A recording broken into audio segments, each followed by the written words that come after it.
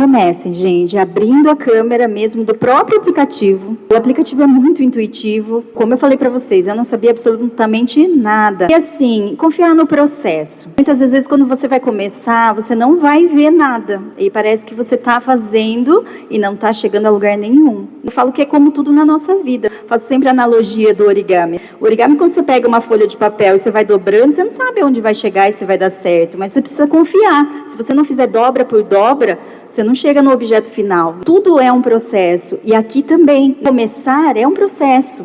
No início é difícil. Sejam gentis. A gente vai cobrando muito da gente. Ai, esse vídeo não ficou bom. Ai, tá horrível desse jeito. Ai, não, assim eu não vou postar. Assim, a mensagem que vocês querem. Se aquele vídeo vocês querem passar determinada mensagem, mas não ficou perfeito, posta. Do próximo, vocês vão vendo que, nossa, já ficou diferente, já ficou melhor.